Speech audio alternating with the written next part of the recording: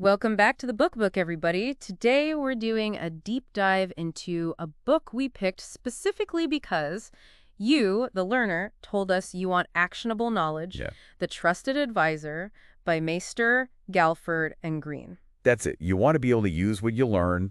You're busy. You don't want to get bogged down. Right. But you want those aha moments. And this book is cracked with them. It's all about building trust. And that's, well, let's face it, it's the foundation for any successful relationship, right? Absolutely. So our mission today is to pull out those nuggets, those immediately useful and thought-provoking ideas from The Trusted Advisor, Hmm. things you can actually use starting today to make connections stronger, Yeah. to become someone people rely on. We'll unpack mindsets, explore techniques, even that question of like, do you always have to actually feel sincere? Good one. We'll tackle that, and we'll look at the framework for understanding trust itself. This is like your shortcut to becoming more influential and effective in just about everything you do. Love it. Let's jump in. Okay, let's go. So the book starts by laying out these super tangible benefits, things you see when people trust you more. Clients, colleagues, friends, you name it. 16 outcomes. 16. What really jumps out at you as a game changer from that list? It's interesting because they go way beyond just those warm, fuzzy feelings. Right. It's about real practical advantages. Like, they point out that trusted advisors are usually brought in on the big stuff, the strategic issues, Yeah. way earlier in the process. Ooh, like that. Right. Imagine the impact you could have shaping things from the get-go, not just coming in later to, like, fix things or put out fires. Total game changer. Totally. Being involved early. Yeah, much better outcomes. Feeling like you really contributed something. Exactly. And it's not even just the kind of work you're doing. The book says clients are way more likely to actually act on your recommendations. Oh, for sure. Like, imagine if your advice wasn't met with skepticism all the time. Right. If people just took action. Yeah. How much more you could get done. Efficiency through the roof. Oh, yeah. Plus, they're more likely to give you crucial information, those little pieces you need to make the right call. You get the inside scoop, Mm-hmm. the missing pieces of the puzzle. So, learner, if you want actionable knowledge, think about this. Yeah. Focusing on building trust, it's not just like being nice, it's literally making your work life easier. And more effective. It's a win-win. The book even says people are more likely to give you the benefit of the doubt when things go wrong. True. Forgive mistakes. That's a huge buffer to have in any relationship. For sure. Lower stress interactions, getting referrals. Oh, yeah. Referral. Huge. That's when you know someone values you. Total vote of confidence. Okay, so it's clear that becoming a trusted advisor isn't just a nice to have. Yeah. It impacts your daily life, your long-term goals in very real ways.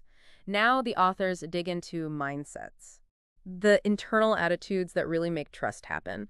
The first one is focusing intently on the other person. This is more than just being polite, right? Way more. This is Yeah. where it gets deep. Yeah. The book quotes this Episcopal priest who describes it as the willingness to go to where the other person is, which is usually a very painful place. Wow. And it means connecting with our own vulnerabilities. So it's really about understanding their perspective, Mm-hmm. their struggles, their needs, even the things they can't put into words. How often do we really do that? That's a good question. Learner, think about your next conversation. How can you consciously shift your focus, really understand where the other person's coming from? Maybe ask more open-ended questions? Yeah. Resist jumping in with your own thoughts right away. Let them talk. Exactly. Make them feel heard, even if it's tough stuff. Yeah. The book says doing this well is tied to how good we are at setting aside our own need to be right. Mm-hmm. Or to feel validated, which actually we'll get into later with the trust equation. Another key mindset is self-confidence, but There's a but. without arrogance. There it is. It's a fine line, It right? is. They explain that insecurity often makes you jump to solutions too fast. Oh, yeah. You want to fix it before you fully get it. Right. But true confidence lets you listen for, understand everything. Mm-hmm. Knowing your expertise will still be valuable later on. Exactly. You don't have to prove yourself right away. Think about times you were maybe too quick to give advice. Oh, yeah. We've all been there. Could taking a moment to really understand have changed things? I think so. Yeah. It's easy to jump in when you think you've got it figured out. But did you really grasp their specific problem? Their context. Their context. Exactly. Maybe a little more patience, knowing you'll be able to contribute, could have led to a better solution. Or a stronger connection. Or both. Maybe you missed something crucial because you were already thinking about your reply. That's so true. This leads to the next mindset, which is ego strength. Now, this isn't about having a big ego. No. It's about not needing constant validation from outside Okay. and recognizing the strengths in other people, letting go of that urge to always be right. Or look like the smartest person in the room. Yes. Learner, how can you practice letting go of that need to have all the answers? I think it's about collaboration. Okay. Instead of being the only expert, you become the facilitator. I like that. Everyone's insights matter. Yeah. Actively seek out opinions, acknowledge expertise, Mm-hmm. be okay with the best solution coming from someone else. That takes real confidence, It does. And the last mindset they highlight is curiosity, genuine interest in others. Ooh, that's a big one. That builds trust like nothing else. How can you, the learner, be more curious in your conversations? It comes down to the questions you ask and how you listen. Okay. Don't just wait for your turn to talk. Right. Ask probing questions. Mm-hmm. Show you really want to understand their view. Mm-hmm. Follow up. Ask them to elaborate. People can tell when you're faking it. Oh, absolutely. When it's genuine, they feel valued, understood, and that, like we've been saying, that's the foundation of trust. Okay, so those are some really actionable mindsets you can start working on right now. Now, a question that comes up a lot when we talk about relationships is sincerity versus technique. Like, do you have to genuinely care about everyone? That's a tough one. Or can you use techniques to build trust, even if you don't always feel it? The book has a really nuanced take on this. Ideally, you genuinely care, right? That's the best kind of relationship. Of course. But they make this point. Sometimes actions come before feelings. If you act like you care, you might actually start to care. Interesting. They give this great example of a professor, Jim. He memorizes all his students' names. Wow. Says it doesn't come naturally, but it shows them he sees them as individuals, Yeah. that he values them. That's powerful. It is. Learner, what small actions can you take to show people you value them? Mm-hmm. Even if you don't feel it instantly. Maybe remembering a detail they shared, following up on something important to them. Being present. Yes. Just being present. Putting your phone away. Oh, huge. Making eye contact. Those small things go a long way. They do. Even if they start as effort, they send a signal. And over time, they can actually help you develop real empathy. The book says, sometimes you can act your way into right thinking better than you can think your way into right acting. I love that. But they do say if you genuinely lack empathy for everyone, that's a deeper issue. Techniques won't fix that. Right. It's not about being fake. No. It's about taking positive actions as a starting point Yeah. that can lead to real feelings, stronger relationships later on. Exactly. Okay, let's go to a practical framework from the book. Okay. The trust equation. Ah, yes. This is where the rubber meets the road. It is. Can you break it down for us? Absolutely. So it goes like this. Trustworthiness equals credibility plus reliability plus intimacy, all divided by self-orientation. Okay, unpack those for us. All right. Credibility is your knowledge, your expertise. How believable are you? The book says you can boost this by anticipating needs, speaking to unvoiced concerns, and admitting when you don't know something. Ooh, that last one's tough for some people. It is. Learner, how comfortable are you saying, I know? Yeah. How can you turn that into a positive? It takes confidence to admit you don't have the answer. It does.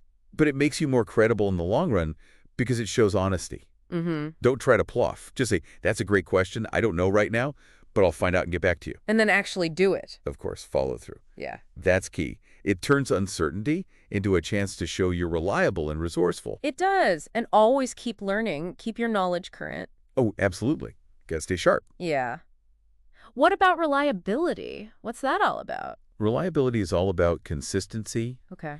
doing what you say you'll do when you say you'll do it. The small stuff matters. Mm-hmm. Sending meeting materials early, reconfirming schedules, following through on commitments, even the little ones. Those little things build up over time. They do. It's about being someone people can depend on. Think about the people you trust the most. Yeah, They're probably the ones you can always count on. absolutely. Learner, where can you be more consistent and reliable in your interactions? That's a good one. It often comes down to follow-through. Yeah. Did you promise to send an email, make an introduction, close those loops? Yeah. Even on small tasks, it shows you can be trusted. Makes a difference. It does. And reliability can also be about being emotionally consistent. Ooh, interesting. Understanding the other person's style, respecting their preferences, that makes them feel secure. Like you're predictable in a good way. Exactly. Predictable, but in a good way. Okay, so we've got credibility, reliability. The third piece in the numerator is intimacy. Now that might sound a little, Personal? yeah, a little personal for a professional setting. I know, right? But in this context, it's about creating a safe space, Okay. being open, talking about tough stuff, showing you care about their well-being, making them feel comfortable being vulnerable. Mm-hmm. No judgment. The book says to take the first step toward openness and don't overthink the risks. I like that. It's easy to hold back, not share something personal, Yeah. but those little leaps of faith can lead to deep, trusting connections. So it's about building that psychological safety. Exactly. Learner, what small leaps of faith could you take in your relationships? Maybe ask someone how they're really doing Yeah. and actually listen, or share something personal that might help them feel less alone. That vulnerability can be powerful, It can. You're showing them you see them as a person. not just a transaction. Exactly. It's interesting the book points out that intimacy can be less dependent on how long you've known someone. Oh, that's fascinating. It is. Okay, finally, the denominator, self-orientation. How does that affect trust? This is all about how much you focus on yourself, Okay. your own agenda, your needs, instead of the other person's. Gotcha. The more self-oriented you are, the less trust there is. The book lists these threats to being client-focused, Okay. like worrying too much about your image, needing to be in control, jumping to solutions that benefit you, having to be right all the time. Mm-hmm. It's about minimizing your ego, Right. genuinely putting their needs first. Learner, which of those tendencies do you see in yourself? How can you be less self-oriented? I think a lot of it comes down to active listening, Mm-hmm. really understanding the problem from their point of view before you even think about solutions. Big one. Make eye contact, don't interrupt. Resist that urge to jump in. Yes, shows you're focused on them. Yeah. The book even suggests talking to them like you would a close friend. Oh, I like that. Show genuine concern. Yeah. So the trust equation gives us a really practical way to think about trust. Now, there's also this 5-step trust building process in the book. Yes, this is like a step-by-step guide. Awesome. Can you walk us through it? Absolutely. So first you engage. Right from the start, use language that shows you care. Okay. How can you open a conversation in a way that makes them feel like the focus? Maybe a genuine question about how they're doing, Hmm? or referencing something they mentioned before to show you remember. Yes. It's personal, focused on them, From the get-go. right from the beginning. Second step is listen. Okay. This is more than just hearing words. Right.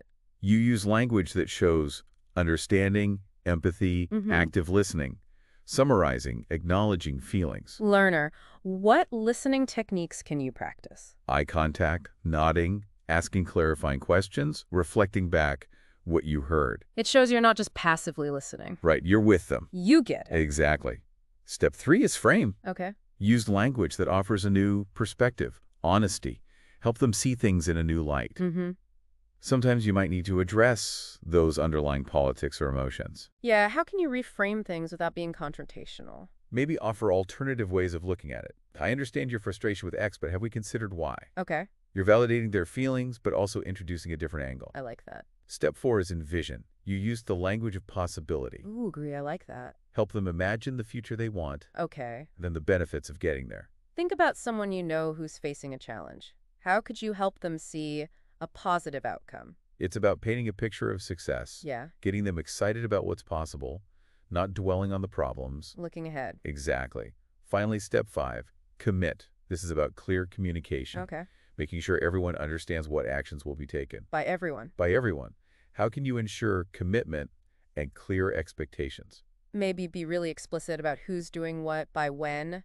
Acknowledge any potential roadblocks. Mhm. Shared responsibility for the outcome. A clear path forward. Absolutely. That 5-step process is a roadmap. It is. You can use it to build trust in any situation. Awesome. Now, let's go back to listening for a second. The book says effective listening earns you the right to give advice. It makes sense, right? Totally. You can't advise someone who doesn't feel heard. They tell this story about Jim Copeland from Deloitte and Touche. He built a crucial relationship by just listening in a tough first meeting. Learner, are you really listening to understand? Or are you already planning your reply? That's the question. We're often so focused on what we'll say next that we miss the nuances, the emotions. Yeah. True listening is being present, Mm-hmm. focusing on them, understanding their perspective, their needs, their worries. The book warns against passive listening. Just hearing the words but not really engaging? Exactly. Good listening is active. You acknowledge what's said and how they feel. How can you show someone you really get them? Summarize their points. Ask clarifying questions. Mm-hmm. Acknowledge their feelings. Like, that sounds really frustrating. Yeah. It validates their experience, builds connection. There's even an example where an advisor responds to a CEO's angry rant with empathy, Ooh, interesting. instead of just listening passively. Yeah, so active listening isn't just about the facts. Right. It's about connecting with the person, Exactly. making them feel seen. Now, the way you phrase your advice also matters. The book talks about finding the right words, avoiding resistance. Absolutely. Even if you have the best solution, how you deliver it matters. They talk about hard phrasing, like, you have to do this, versus a softer approach. Okay. Like, let's explore some options together. Yeah. Learner, how can you be more collaborative, less directive, even when you're sure you're right? Ooh, good one. It's about presenting options, not mandates. Instead of, this is the only way, try one approach that's worked for others is this. What are your thoughts? It's a conversation, It is. You're inviting them to be part of the solution. not just telling them what to do. Exactly. They even have this example of a small change. Instead of, did everyone understand that? Ask, have I made myself clear? That's subtle but powerful. It is. The first one puts the burden on them to admit they didn't get it. Yeah, The second one is you taking responsibility for communicating clearly. it creates a safer space. Exactly. Little changes in wording can make a big difference. So true.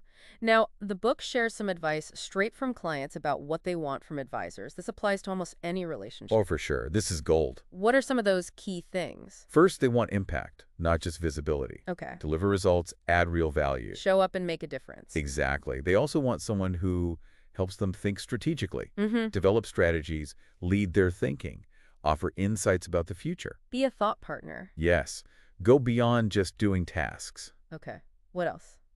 They want you to be up to date on their business. Mm-hmm. Use their data to give them analysis. Make them feel understood. Exactly. They also want you to focus on being useful, not just socializing. So relationships are important, but But the core is providing value. yeah, And they want fresh ideas. keep things interesting. Exactly. And understand their specific needs, tailor your suggestions. Customized solutions. Yeah. Learner. Which of those points could you work on? That's a good exercise. It is. Now, the book ends with a quick impact list. Things you can do today to build trust. Ah, yes. Simple but effective. Some of them are surprisingly simple. They are. Like call a client, a colleague, a friend, just to check in. Just say hi. Exactly. Tell someone you appreciate them. Oh, yeah. Ask, how are you doing? And really listen. Yeah. Build a shared agenda for meetings. Take a small risk in a conversation. Be a little vulnerable. Exactly. Return calls and emails quickly. Big one. And of course, understand before offering solutions. That's foundational. It is. It shows you're really there for them. It does. The book says to pick one or two things from that list and do them today. Start small. Yeah. Just take that first step. Awesome. Well, we've barely scratched the surface of the trusted advisor. So much good stuff in there. We hope this deep dive gave you, the learner, some real strategies, a new way to think about building trust. In all parts of your life. Exactly. Remember, becoming a trusted advisor isn't an overnight thing. It's a journey. It is. It takes effort, commitment to putting others first. Learner, what resonated with you today? Yeah. What one action will you try this week based on what we talked about? Think about it. Maybe revisit the parts of the book that really grabbed you. The journey to becoming a trusted advisor is ongoing. It is. We hope this deep dive gave you the tools and inspiration to keep going. Thanks for joining us in the Book Nook for this deep dive. We'll see you next time for another exploration. See you then. Bye. Bye.